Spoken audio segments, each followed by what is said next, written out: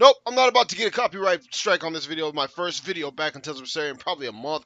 Hello everyone, my name is Ray, and today we are here to play some Tales of Berseria.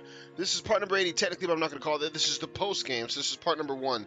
Tales of Berseria post-game, part number 1. Thank you all for joining me for today's episode. It's been a long time. I'm at Mount Killer House because I was out here doing some grinding earlier. Last time you guys saw me do anything on this, I was fighting Artorias. Fighting the Artorias. I was fighting Artorias and I waxed that ass. And then, you'll notice that Velvet here is in her Norman gear. Let's check out the expedition first. You guys already know how we do this. Perfect. Pirate flag. What a good way to start. New area discovered to the Barbados Archipelago. You guys have already seen all of these. I'm only at 8. Yeah, I'm only at 8. Because this was me having played through the game on my own on New Game Plus. So over here I have gone through the subquest of the Omega Elixir. That's the only subquest I've gone through. So all the other subquests we can just go around and mess with. But we've got Velvet here. Right. Let's. We've got Laphicet. I trust you've got. We've got. I was gonna say Edna for some reason. Eleanor. Magilu, me, Aizen, heading it, and scrub-ass Rokuro. We're actually going to run around as Rokuro for this episode, although not really. All right, let's It's Edna. do this. It's Edna. It's Velvet. Why do I keep saying Velvet? I've been playing Tales of Zestiria myself quite a bit, but if you're wondering, or if you give it all any cares, why I am wearing all the Norman outfits for everyone with Rokuro's, because one, Rokuro's outfit I don't have yet. Two, this is the start of the Norman Uprising. Y'all don't understand. So this episode, we are going to go back to, I believe it's the East Entrance Projects that I need to go to. Yeah, let's make the magic happen. So as I was saying, magic. So now that we are out here, this is the outside of the Imperium's throne. Like I've already mentioned. Can I? Yeah, it's the start of the Norman Uprising, baby. Rokuro's just not with it right now, so he's not worried about it. But yeah, no, the Normans are coming up. They're taking that stuff.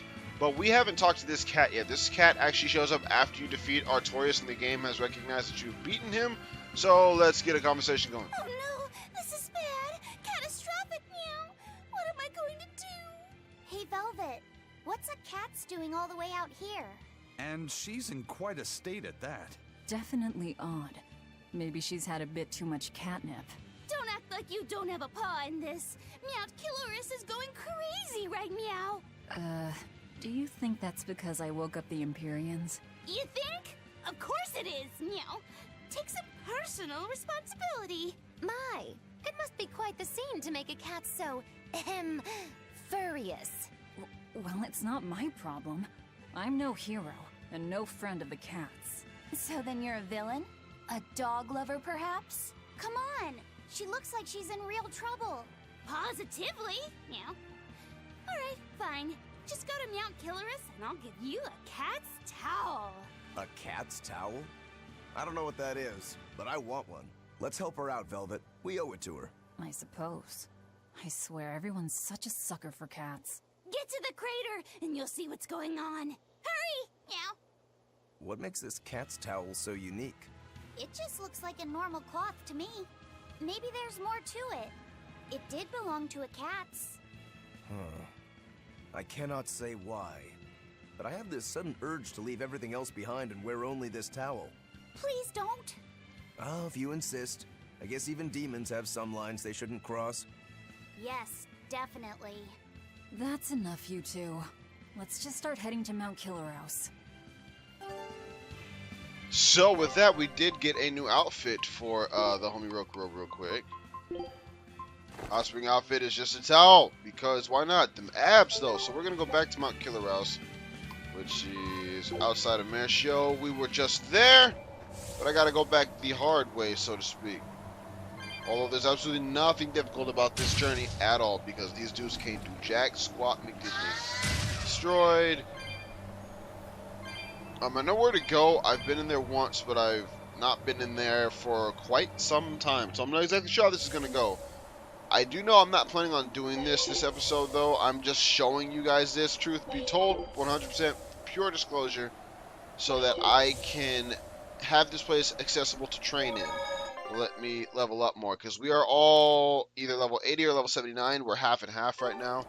I've got my heavy hitters on the main team, and we are just going to go in there so I can level up. I just want to get that scene recorded so I can do that on my own time. We're going to go over to the Dimensional Rift. I'm not really sure why it's called the Dimensional Rift already, considering the fact that we shouldn't know about that. Don't play with me. Is this an Earth Pulse? I sense something strange up ahead. I feel it too. It's something new. Let's proceed with caution. I don't think this is any ordinary Earth Pulse. Yeah, so this is the EX dungeon of this game. The Heavenly Steps, World's Enigma. Alright. So we can actually leave this place whenever the hell we want. A lot of EX dungeons in games, they won't let you just leave whenever. But this one they actually do. I think there's... So I don't want to fight these two together. I want to give them each individual time to shine because they are kind of a pain in the ass. But this is a Salvager, whatever the hell, I don't know. What's your weakness? Water, okay. So these are just Cyclopses. Literally just bigger Cyclopses, that's it. But of course there's more to them than that. I'm talking about the actual character design. They're just bigger Cyclopses, that's it. And I mean, you can see they're not too extremely tough by comparison, but they are level 70. The highest level that we saw, I mean, hell, I think our tortoise was level 60 something. So these entry-level enemies in this place, to give you an idea of how tough they are, or how tough this area is going to be. That's the end for you! What an easy victory. I am invincible! It's so weird to see the freaking Normans doing all this. And we got 22,000 experience points from that fight without any kind of, like, upgrades or anything. Mithril boots, I'll take it. And this place apparently gives us new items. The void materials, which really sucks. What are these guys called? Cluster Fang. The reason it sucks is because... I think these are night enemies, by the way. But the reason it sucks is because I'm going to have to fight these guys a absolute frick ton. So go ahead and level up their materials. Try as they might, it won't change anything. Spear Wielder, Topaz Waistcoat. I don't know if we can actually get any void stuff from these guys or not. But it is what it is, and it ain't what it ain't. So, 524, I'll open it. Angel Wings. What the hell the cat's is even doing in here? Pretty sure the one that I just walked past is the one that we want to go to advance. But, I can't hear the music either, but I'm pretty sure it's different than the ones that we normally hear. No, apparently not. Yes, that's where you want to go if you want to advance. So now I want to go ahead and get every nook and cranny explored. That's what I do in RPGs. Pretty much every RPG I've ever played, I love to explore. You guys probably already know this, but yeah, a couple things I guess I should mention. I am starting to up my game, in my opinion. At least I'm wanting to. A fairy enemy. I absolutely hated these things in Berseria. Extra good at beating up the weak ones. So as long as I don't use Earth against these guys, which I just freaking did, we should be all right. These guys are a pain in the ass, though. At least in Berseria they were. I don't really have too much experience fighting them in this game. But yeah, no, I got some new editing software, I guess is the correct term for it. This fight is over. And I'm teaching myself how to use it so I can do more things to it. Uprising Bell, women's armor that was crafted or created during cataclysmic battles, sparked by the oppressed revolt. Okay. What rarity is that? 19. Oh, well, alright. That increases all of Velvet stuff except for her blast gauge, because it's not been upgraded at all. So we're not going to mess with that right now. It does give her some pretty good stat increases. What the hell does she currently have? 118 and 30. 185 and 123, my god. So yeah, no, I'll probably equip that off screen. In fact, I can say with certainty that I will definitely equip that off screen. But for now, we're just going to roll with what we've got. But like I said, I got me some new editing software. I'm teaching myself how to use it. I've looked at a few tutorial videos, and I've tried to take it from there. So I can try and figure out what the hell I want to do and whatever kind of style I want to make. Maybe I'm gonna start doing some face cam here soon. For that, I will need to get myself a webcam, which I do not have. HD, of course, because of today. It's all about the quality, baby. The commentary is still gonna be the same fun or boring as shit commentary I've always had, depending on how you look at it. I appreciate you. Holy crap. Like I said, these fights aren't taking as long as I thought they would. That was 30 seconds. Adamantine garment? Is that...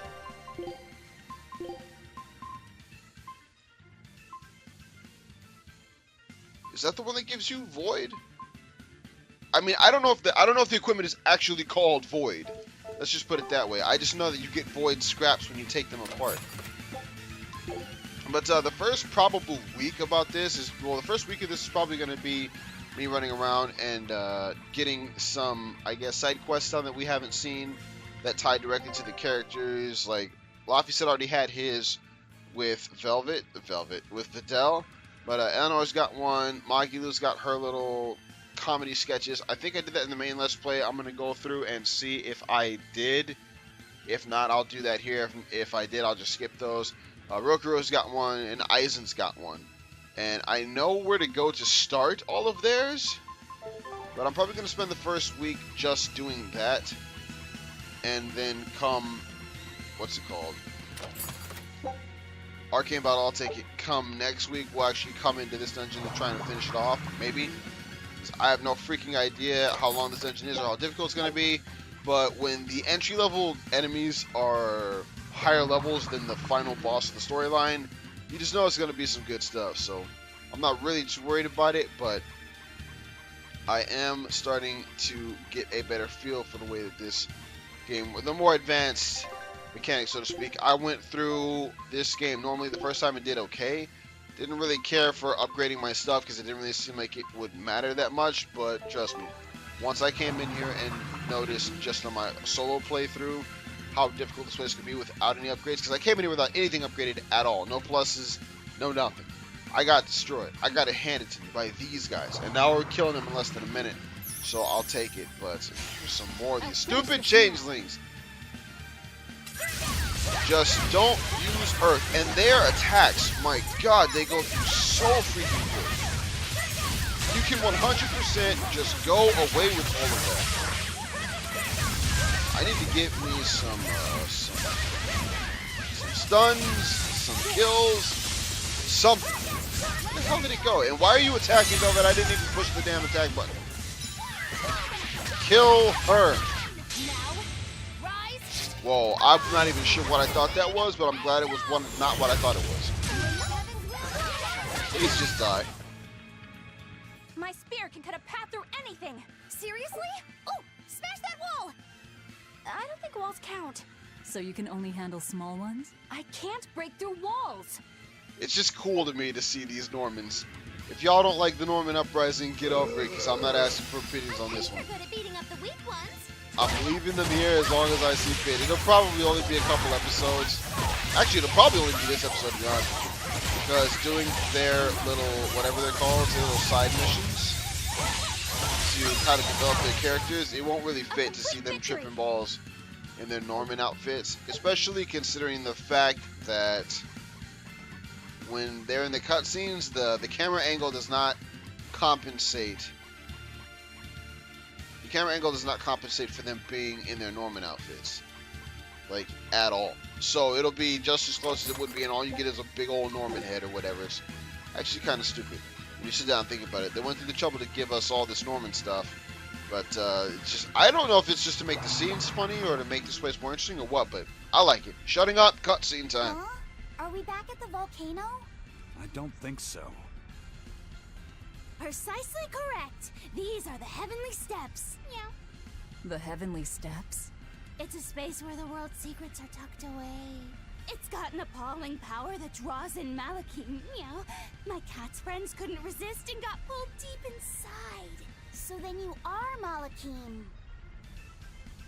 No, we're cats. Cats are just cats. They went in because they were curious. You know what they say about cats and curiosity. This place was sealed away until you opened it up. I'd say you share a good portion of the blame. Meow. If it was sealed before, there's probably a strong chance it was for a very good reason. No kidding. And it's bad news if it can attract Malakim. It's probably not something we should just ignore. What do you think, Velvet? Should we go and have a look? Please, my friends were reckless, but that's no reason to abandon them. Meow. Turn back. Who? I am one who understands the way the world works. It would be futile to proceed. Naught but despair Like that. awaits you within.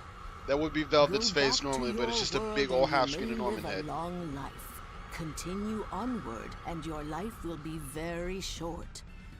Oh, come on! Now we have to continue onward. Doesn't she know anything about human psychology?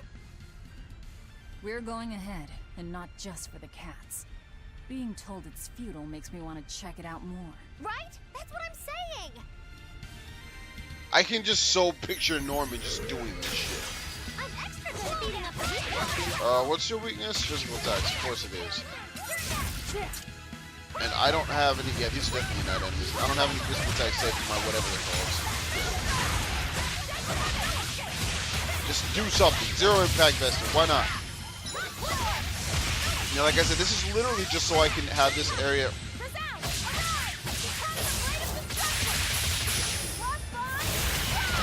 I love the fact that Norman are here just destroying these people. Resist my spear. Yeah, sure, it's fine when a woman says that, but when a guy says that he gets thrown in prison, you probably know this. When you lose on the Heavenly Steps, you return to where you came from, so you won't die, but it's still not the best outcome. Anyway, helping cats will pay off in the end, so keep climbing. Tell me what to do. I'll finish this mess.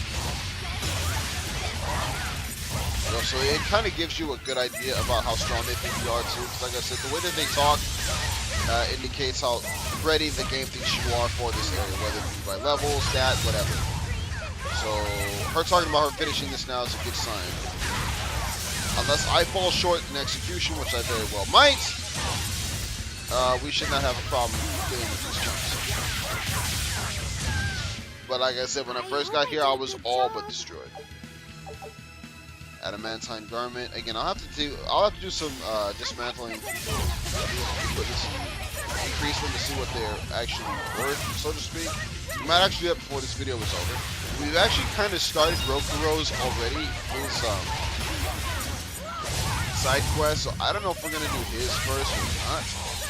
I probably won't though, because I think Magnus is a better fit. It's more of a comedy thing, and it's kind of a good way to get back into this. Actually, from what I was thinking about it, even if we have done Magulu's Menagerie's little You're not hurt, are you? No, I'm fine. little cutscenes throughout the world, I probably just would have done it anyway, and I actually think I'm going to. Just because it's cool. They're fun. Like I said, they're more relaxed. It's a nice way to get into this place. It's a nice way to get back into the game since I haven't played this in a while. Trying to reteach myself how to do stuff. What the hell was the point of this? Now, I'm not really sure what this place is supposed to freaking be. I know they call it the Heavenly Steps and all that, but the point of them making it look exactly, literally exactly like the, let's see. Yeah, you just have to be 10 levels above me. The point of them making it look exactly like the volcano is just kind of weird to me. When they want to say, oh, it's a different area. Some people have given this game criticism for the EX dungeon being boring by comparison to other Tales games. EX dungeons, and those of you who don't know, I don't believe I said this before, maybe I did, but EX dungeons are literally just the super dungeons, so to speak, at the end of a Tales game. They're only accessible once you've beaten the boss. You either, most of the time you go back to where that boss was, and either right where they were or near where they were, there's going to be another area that wasn't there before. In Tales of Berseria, it was actually right before the final boss. There is a teleportation art that sends you to an island that we've actually been to in this game called Hexen Isle. I'm hoping we can go back. If we can't, that's fine. But there were actually unique enemies on that island that we've not seen anywhere else, so I would assume that we would be able to. But that doesn't really mean squat McDiddly, because the way games work, give you the will or it won't. In this game, obviously, it's near where the final boss was, but it's not actually in that last level. It's before it. It's actually before the level even starts. So there's that. I'll finish this Now, in Tales of Symphonia, rather, I was going to say it's Stereo. In Tales of Symphonia, it was a completely off the beaten path area we've been to several times in that game before, but had absolutely no reason at all to believe that you would get something from there. Now, to be fair, you do require a key of some sort to get to it, and that is in the final dungeon right before the last boss. So I guess you could say technically it's still located right before the final boss. The area to get into the final level is not even close to the final boss. But they do give you the means to get to that dungeon right before the final boss, in the area right before the final boss, rather. And that's basically where the similarities end, because there's really no way for you to know. You have to get a key. Then you have to go to the, what did we get? Barbados butter, sugar, new recipe, Berserker Spawn Man. This is to support Scholarly Drive and Rangetsu basic training for the next one. I'll take it. Send them out. You go back to the village of the elves, located in Heimdall, and you talk to the village elder, the elf elder, whatever. And some kid shows up and talks to you about it. And if you talk to a certain villager actually no, I got that mixed up. That's for Noish. You talk to some random villager around the island. Around the village, he tells you that, you know, some of the ancient relics that housed ancient evil or something to that effect have been lost with the cataclysm that happened right before you fought the final boss. And, you know, without a certain stone, there's no way we'd be able to find them and steal them back. Although you can find the book anyway, you just can't go in it. But when you go to a library after talking to that guy, after getting that book, you have, what is his name? Origin. We'll tell you, hey, no, don't go near the book. If you go near the book, you get sucked in, and then you'll be all kinds of screwed, boy. You know, he says he can save you, whatever, but you don't let him save you. And if you don't let him save you, then you go into the book, and the book is the final dungeon, the EX dungeon in that game. Are you hurt? Can you stand? Yeah. See, like, that is so weird. She's inside the kid. Let that sink in for a little bit. I don't even know if there's anything around here. But yeah, no, I don't think I finished saying what I was going to say earlier. I got some new editing software, teaching myself how to use it.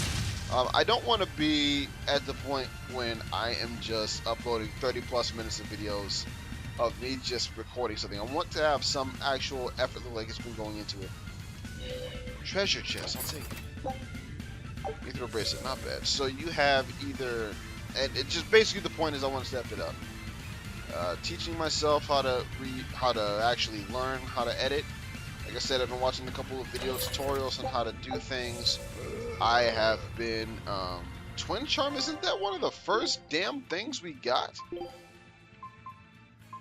Why the frick would we get another one of those? It's a rarity 1. What the hell? Anyway, I'm watching some tutorials on how to work the recording software. I have been trying to teach myself how to do it in my spare time. I think it's gone okay. It'll definitely be more than just some dude sitting around playing games for 20 plus minutes, stopping it on the internet and calling it quality content. But it is what it is. I'm still not anywhere near the level of being able to do half of the crap that I actually see people do when I watch them do Let's Plays. I'm really tripping. You all gotta start somewhere. I've been doing this long enough where I should be able to... I should have done this earlier, in my opinion, actually. And by this... Oh, it's just... And by this, I mean, I should have taught myself how to do this before. Now, some of those edits might be in this video. Some of those edits might not be in this video. Or rather, I might not be doing any edits in this video if I haven't gotten myself to the point where I'm confident enough to mess with it. But it is what it is, and it ain't what it ain't. Yeah, this place is actually really weird. I know that it looks exactly like the place that we've been to before, but it just seems odd to me. I don't exactly know if this is as good as I want it to be, or if it's as bad as other people say it is, because like I said, this area actually gets a lot of flack for literally just being a retread of several areas that we've been to before. I have no idea how big this place is.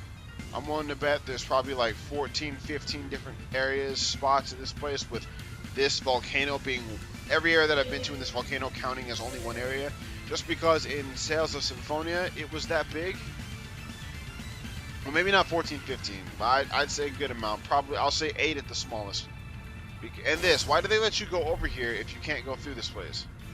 Now, maybe we can go through here at one point or another, but what's the point in even allowing us to come over here? There's no treasure chest, there's no kitty clumps, there's no nothing. But in Tales of Symphonia, it was like 15 levels before you get to the final boss in the EX dungeon. In Tales of Berseria, there were, I think, 7, maybe 8. Now, I never finished that one either. Because, like I said, by the time I got to the end of the game, I thought that I could just go through and just level up my characters. I was a good 20, 30 levels higher than the enemies I was fighting in that area, to some extent at least. And I could handle them, but it was annoying. And then the boss that I ran into, who I recognized from watching a Let's Play from a guy who plays games online named OdinSpack33. Now he's just OdinSpack. He lost at 33. Actually lost at 33 a while ago, so shout outs to him. But OdinSpack was doing a Tales of the Abyss playthrough, and there's a character in there named Jade. And Mr. Jade Curtis was standing in one of the areas I went to, just standing in my little business. I was like, yo, is that Jade? Went there, and yeah, it was. And he beat the dog mess out of me. I beat him after fighting him like 3 times, but I was a good 20 levels higher than him. Still got my ass whipped. So I severely underestimated. What the hell are the treasure chests? I severely underestimated the, I'm not going through here until I find those other treasure chests, the need for you using the game's mechanics to fuse your equipment together to level them up. In this game, you dismantle and, what's the actual word called? You dismantle and then you increase the power of, like, you reforge existing equipment you have with materials and pieces from other equipment that you have. It can be argued that it's easier in this game to do so. There's one.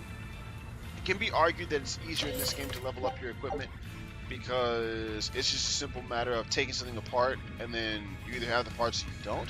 But it can also be argued that it's easier to do it in Berseria because in Berseria you only need 2 of those things per upgrade if I'm not mistaken. If I am mistaken, never mind. But like, say for example, I want to upgrade her Mithril Blade here. Originally I only need 1 Mithril shard. I take apart 1 Mithril anything, it gives me a Mithril shard, and then I increase the level of this with that 1 Mithril shard. To increase it the second time, I'll need 2 Mithril shards, maybe 3. I think it's 3, and then I'll need like 5, and then I'll need like 7. You need, I believe there's less. I believe you need like 60 freaking something pieces. It's like 67 or 68 pieces to fully upgrade any one piece of material. Might even be 70. Or one piece of weapon from level nothing to level 20, which is the maximum. I believe it might be level 10. As you guys can tell, I'm relatively rusty at this, but in Berseria, it's just 1 every time. I believe. Again, don't take my word for it. Look it up. This is actually a good little bit of practice for you. Never take anybody's word for anything. Actually look into it yourself before you take their word for it. But I just believe, because I know what I read, but it's been a while since I've read it. And for some reason when I got here, that door freaked me out. Not really the door itself so much as the, if I go up to this door, is like something gonna pop up. I thought there was gonna be a secret boss waiting for us. But anyway, if we go in here, I think this cat will explain some stuff to us. We're probably gonna end the video after this. So what? It's a temple this time? What the hell kind of place is this? Look! There's a cat's! Oh no, Meow! The cat's out of the box! By being observed, the question as to whether or not I'm lost has been resolved. However, in accordance with the conscience theory, I give you this gift. It's another cat's towel. Thank you, Miss Cats. Are there any other lost cats around here? Yeah, my careless friends continued further on. How were they able to progress? There's a trick to it, Meow. It seems that this temple is the true form of the heavenly steps. But reality is distorted here. So meow, it's connected to a bunch of other places. The source behind the distortion seems to be a particular demon. Or rather, the malevolence it's exuding. If we get rid of the malevolence, will everything connect normally again? Yep, but be warned. Once the malevolence is gone, the reversion will happen immediately. Ugh, what a hassle. How to proceed through the heavenly steps is actually really good because I need a crash course in this crap because I totally forget. This is actually the farthest I ever got among us. I have no idea what's on the next side of that door. Flames of Malevolence disrupt your passage through the heavenly steps. By extinguishing the flames, you can temporarily open the way forward. How to extinguish the flames of malevolence. Touching flames of malevolence causes a large number of demons to appear. When you defeat the demons, a number of black embers will scatter. Extinguish all the embers to open the path forward. However, if left long enough, the embers will rekindle the flame of malevolence. Make sure you act quick. So you have to kill these things fast. Other obstacles. Other obstacles besides the flames of malevolence can block your path forward. These include red and blue candles that can open and close doorways. If you see anything out of the ordinary, you should give it a closer look. Alright, so there's some more cats over there, and I think we can just walk up to that thing and touch it, and that's how we'll get this started. But no, let's get out.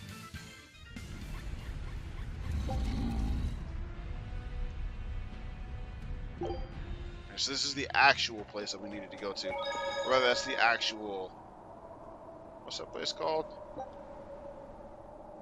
Castle. The actual castle. What the hell am I talking about? The actual cave. I don't know what my problem is. I'm gonna go in this place. You guys will see a lot of exclamation points every freaking where. Actually, I think there's 2 side quests that involve ice in particular. But you guys see a lot of exclamation points every freaking where because I'm not exactly. I haven't. When I was playing through this on my own, I didn't go through here and look at the shit. I basically did whatever I needed to do to get from point A to point B, and that's about it. Dismantle.